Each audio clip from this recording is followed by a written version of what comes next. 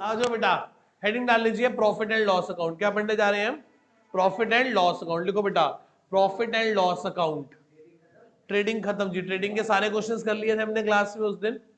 Heading डाल लीजिए profit and loss account. लिखो बेटा it is a nominal account in nature. लिखो बेटा profit and loss account is a nominal account in nature. कैसा account है ये?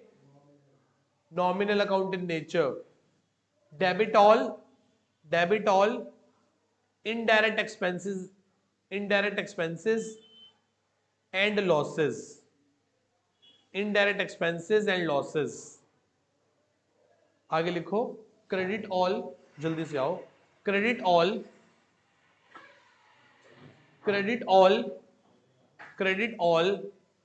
Income profit gain, credit all income profit gain, credit all income profit gain, credit all income profit gain other than sales, other than sales, other than sales।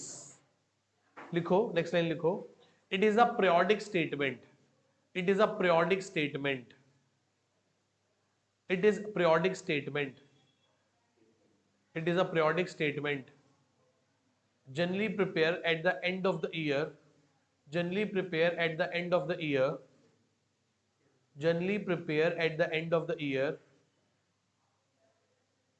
on 31st of March, on 31st of March for evaluating the, for calculating the net profit and losses of the business, calculating the net profit and losses of the business, net profit and losses of the business। आगे लिखो, आगे लिखो net profit and losses of the business। आगे लिखो next line में their net profit and loss is to be transferred into their net, the net profit and loss is transferred into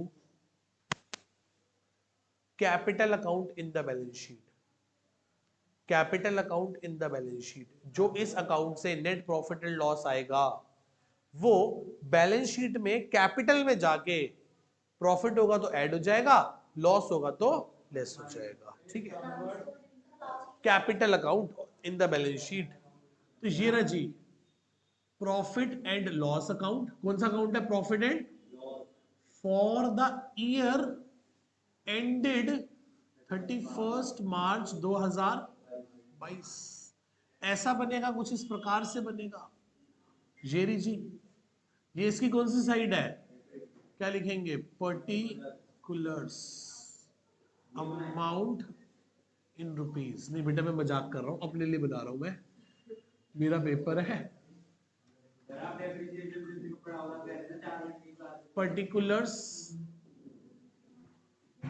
और particulars के बाद ये क्या आ गया बेटा?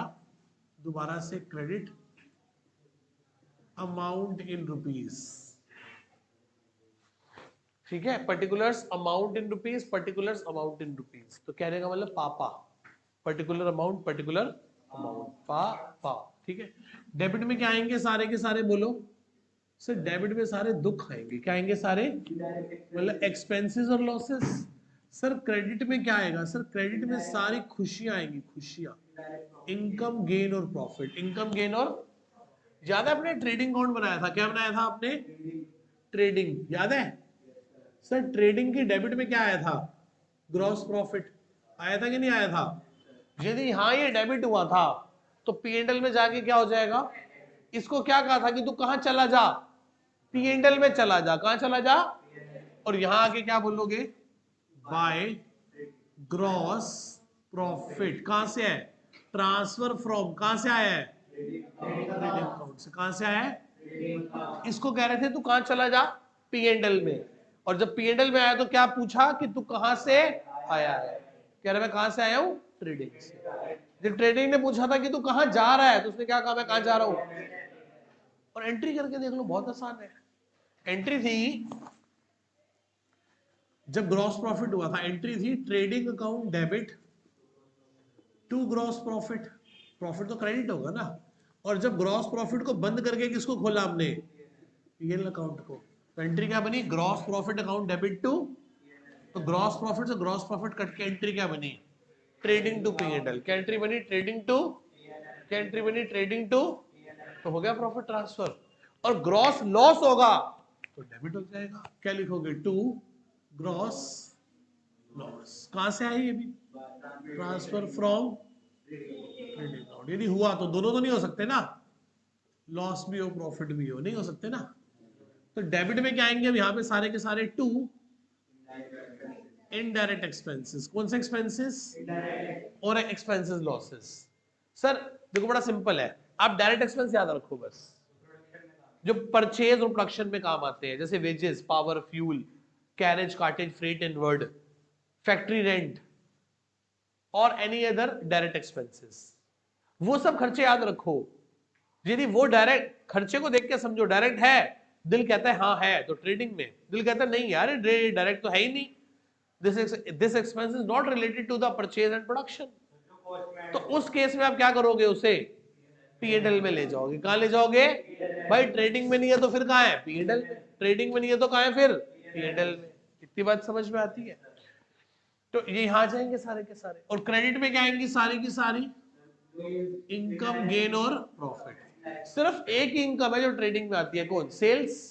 सेल्स के अलावा सारी इनकम का आएगी प्रॉफिट एंड लॉस अकाउंट में, आएगी प्रॉफिट एंड लॉस अकाउंट में। इतनी बात समझ आती है। ये फॉर्मेट काफी बड़ा है, वो फॉर्मेट में भी आपको सारा रीड करके बताऊंगा बुक में से, क्यों अननेसेसरी यहाँ पे सारा लिखे और टाइम वेस्ट करें। बुक में लिखा हुआ है, मैं नीचे लिख देंगे refer to page number this. अब ग्रॉस प्रॉफिट और इनकम को ऐड करके खर्चे कम हुए, तो यहां से क्या निकल आएगा, टू नेट प्रॉफिट। क्या आ जाएगा बेटा, to net profit balancing figure. कहां से आया, कहां जाएगा, ट्रांसफर टू कैपिटल अकाउंट। किस में चला जाएगा, कैपिटल में जाके प्लस हो जाएगा। कैपिटल में जाके क्या हो जाएगा, प्लस। और यदि खर्चे ज्यादा हुए कमाई से तो क्या निकल आएगा, by net loss balancing figure, net loss. क्या लिखेंगे, ट्रांसफर टू, ये भी कैपिटल में चला जाएगा। और ये क्या होगा, इफ एनी, दोनों तो नहीं हो सकते ना, आइदर ग्रॉस प्रॉफिट होगा या ग्रॉस लॉस होगा। किसी को कोई डाउट बेटा यहां तक, क्या हम पक्का मूव कर सकते हैं आगे, आगे क्लियर है इतनी बात बेटा। चलूं आगे, नोट कर लीजिए इसे। आओ बेटा बुक निकाल लो, और बुक में पेज नंबर निकाल लो 18.24। पेज नंबर क्या निकाल लो बेटा, पेज नंबर 18.24।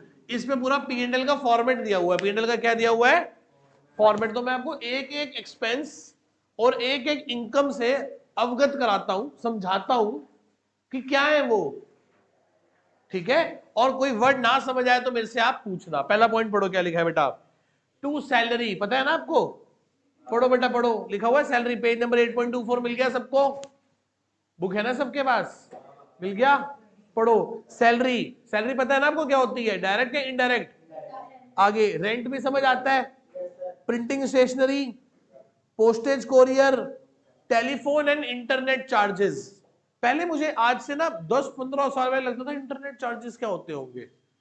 20 साल पहले जब हम पढ़ते थे मुझे लगता है इंटरनेट चार्जेस क्या होते होंगे, पर अब लगता है कि हाँ भाई हाँ, हर महीने का खर्चा है और सबका खर्चा है। पहले कहाँ होते थे इंटरनेट चार्जेस, पहले कुछ लोगों के इंटरनेट चार्जेस होते थे, अब सब लोगों के इंटरनेट चार्जेस है ना, नेसेसरी हो गया। अब तो लग्जरी भी खत्म हो गई, अब तो उसको लग्जरी कहना भी बंद कर दिया जब से होमवर्क आना शुरू हो गया ना उस पे, तब से वैसे कहते हैं नेसेसिटी, बच्चों को पढ़ाना है तो नेट घर पे लगा होना चाहिए। आगे बढ़ो, हाँ जी नेक्स्ट आगे।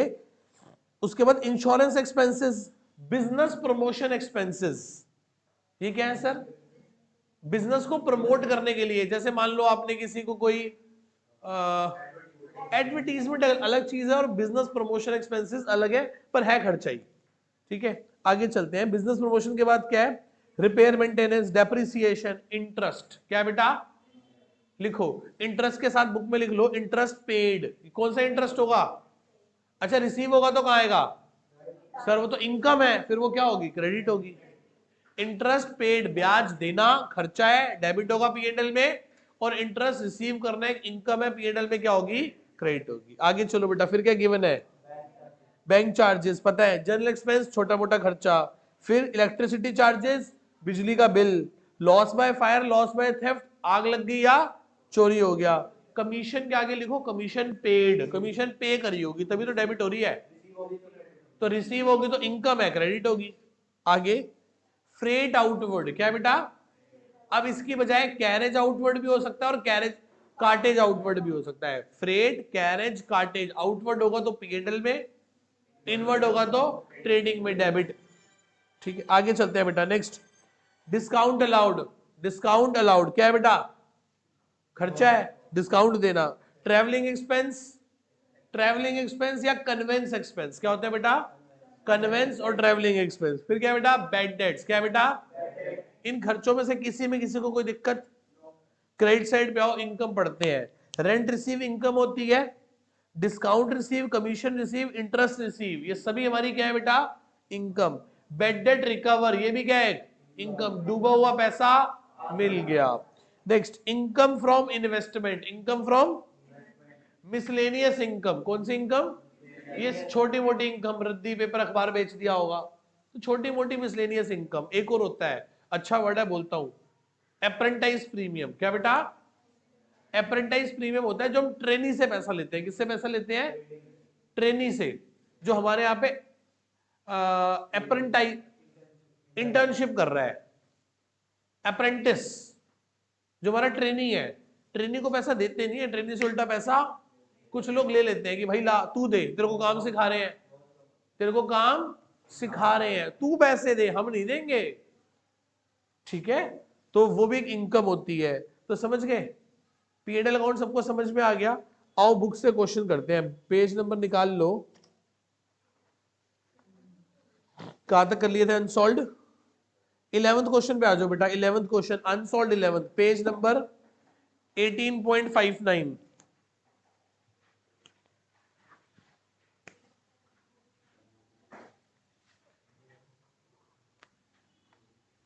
चलो क्या गिवन है, पढ़ो बेटा।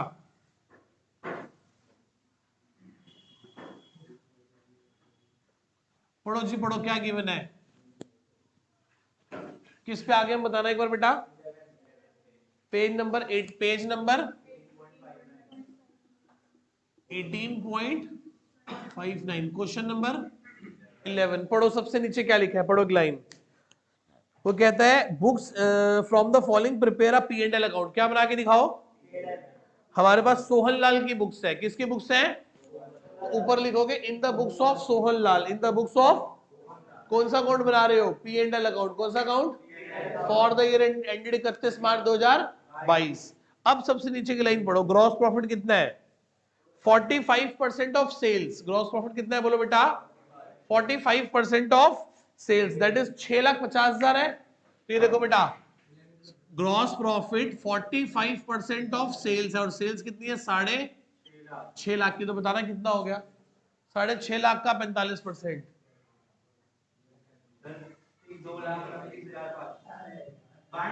2,92,500 आ गया, कितना आ गया, 2,92,500। यस और नो, किसी को डाउट इसमें।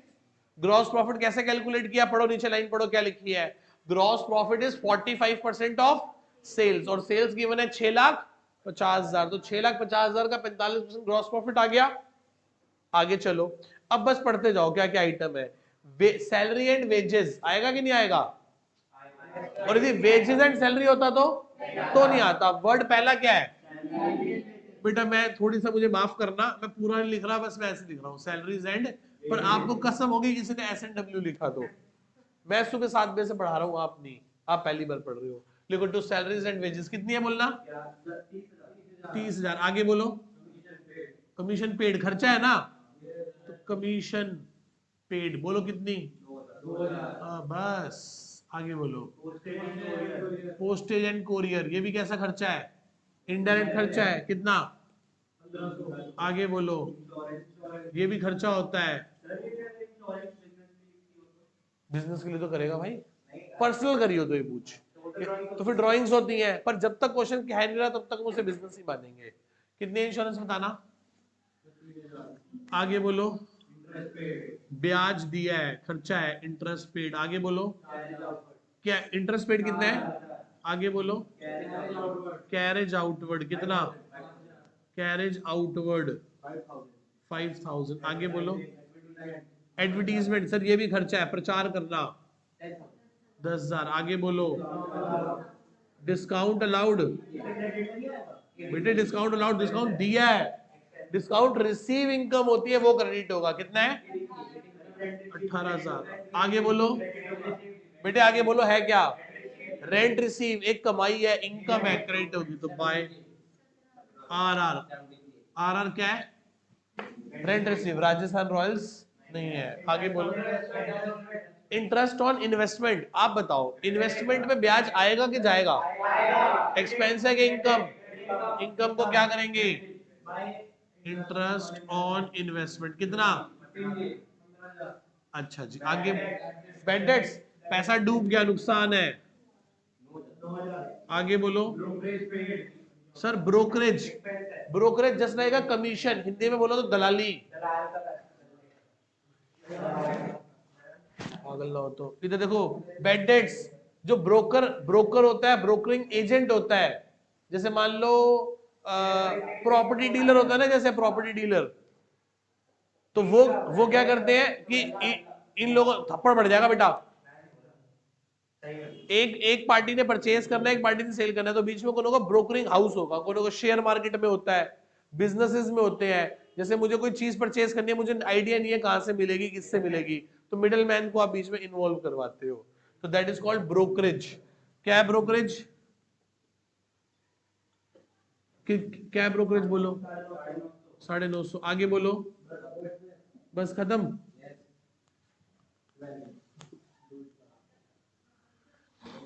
करो कितना हो रहा है 3,24,000, 3,24,500 आ गया।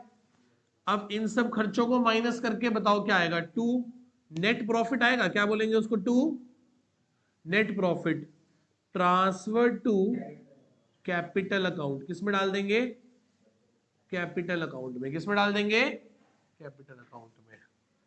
करो माइनस करो,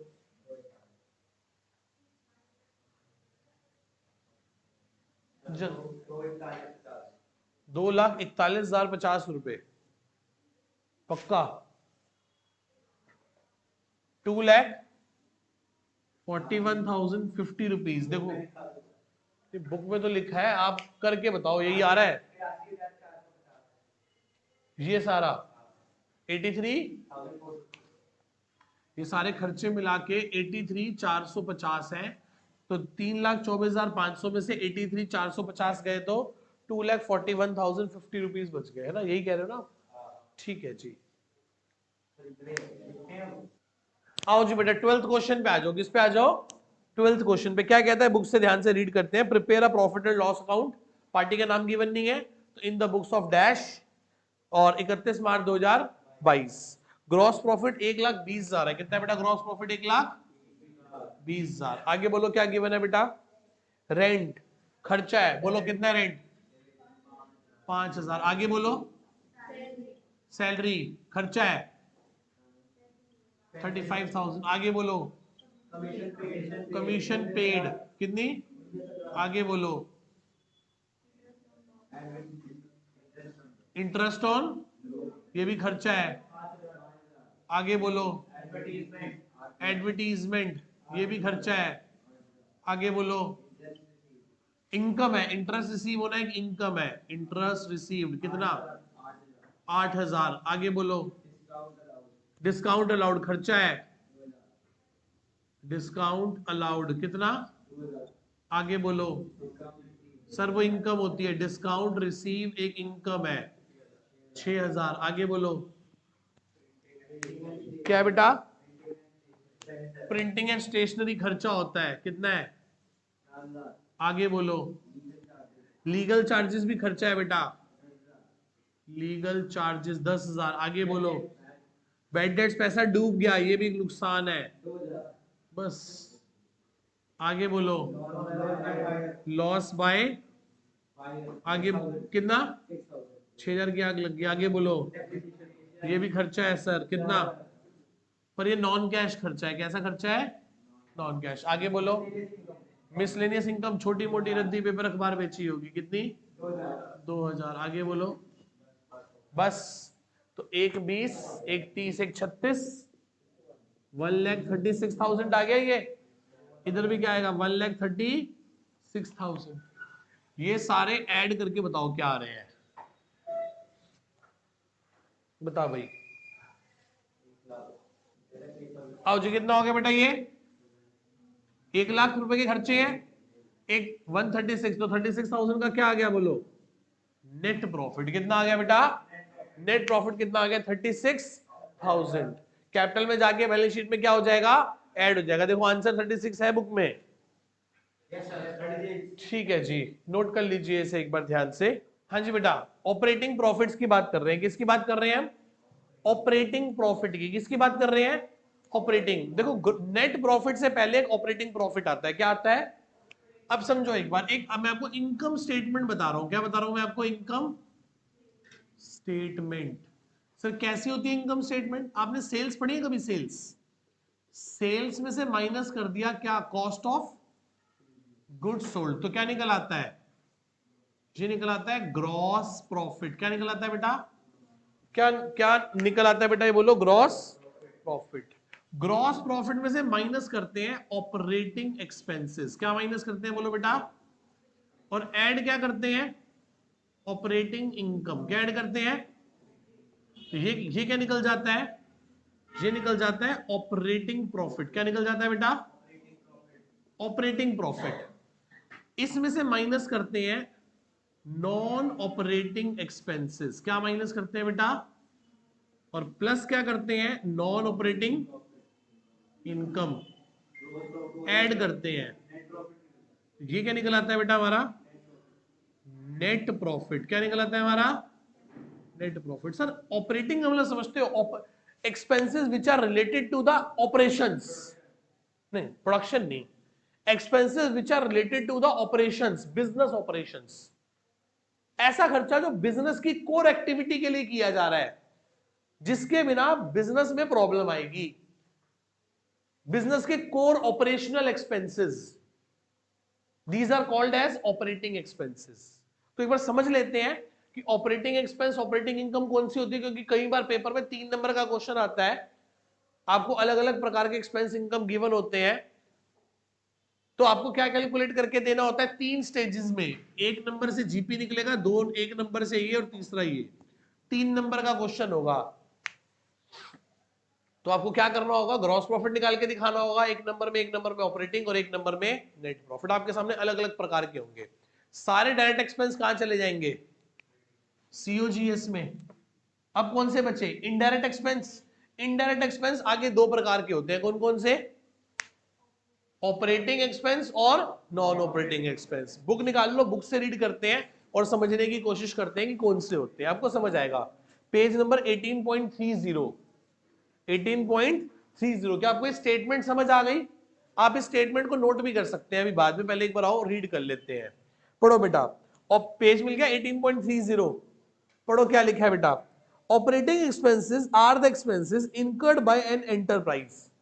कह रहा ऑपरेटिंग एक्सपेंस वह खर्चे हैं जिन्हें कंपनी इनकर्ड करती है, that are associated with the operating activity, that are associated with the. Paper में 1 नंबर का ये क्वेश्चन भी आ सकता है, डिफाइन ऑपरेटिंग एक्सपेंसेस। तो कौन से ऑपरेटिंग एक्सपेंस बोलो? Which are related to the operating activity, main core business operational activity. ठीक है, आगे फॉर एग्जांपल रिटेल स्टोर के लिए क्या खर्चा होगा? मेन और operating activity, buying of goods and sale services, therefore the cost of goods sold, salary paid to staff. क्या होगा बेटा? Salary paid to, electricity expenses, rent, repair, depreciation, amortisation are the operating expenses. ये सभी खर्चे क्या होंगे बेटा? Expenses. Because without these expenses the enterprise can not carry the operating activity. इन सब के बिना बिजनेस करना असंभव है। इन सबके बिना बिजनेस करना असंभव है। मैं कह जी कोचिंग तो है, पर बिजली का बिल, हमारे पास इलेक्ट्रिसिटी नहीं है, तो लो कर लो, अंधेरे में बैठ के पढ़ेंगे।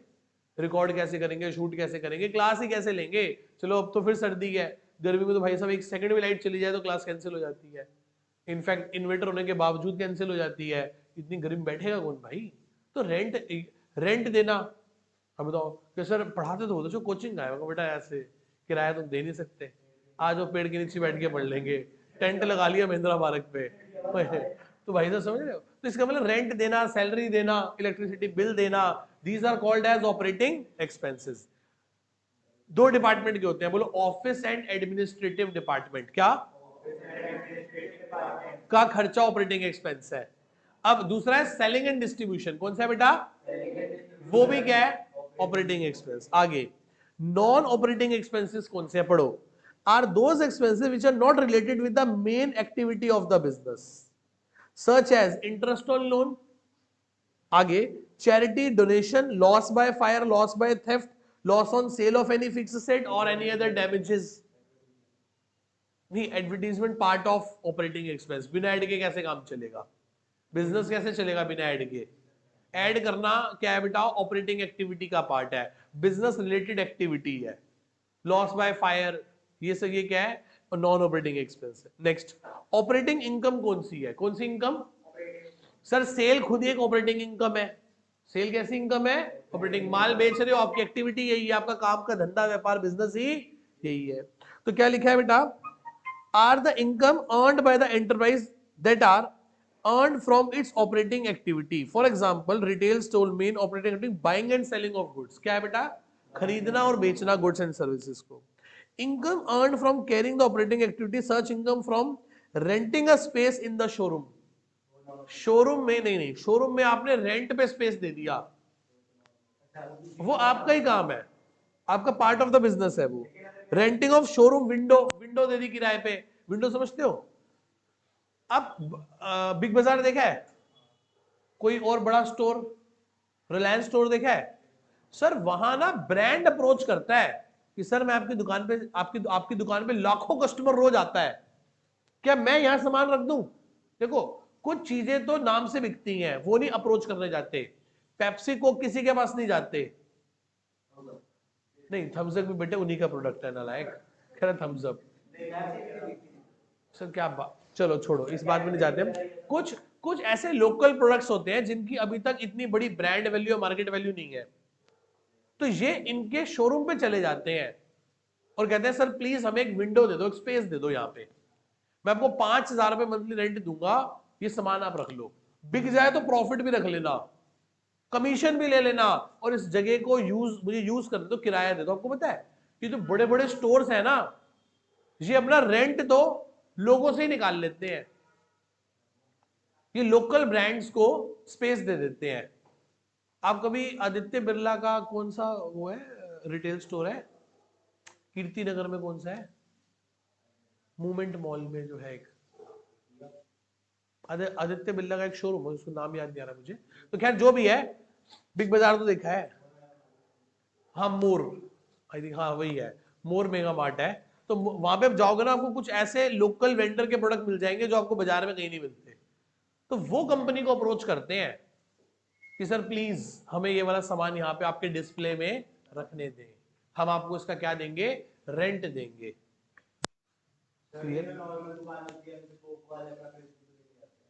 एडवर्टीजमेंट है वो, ठीक है। चलो वापस आते हैं, तो पढ़ते हैं क्या हो गया ये ऑपरेटिंग इनकम।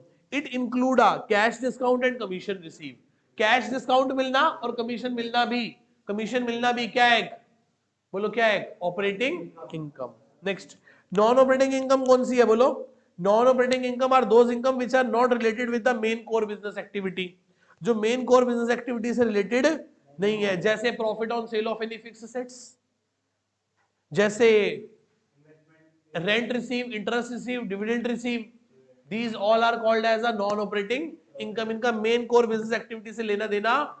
आप किसी बिजनेसमैन की ये देखना चाहते हो कि वो कितना अच्छा बिजनेस कर रहा है, तो उसका नेट प्रॉफिट मत देखना, उसका क्या देखना, ऑपरेटिंग प्रॉफिट।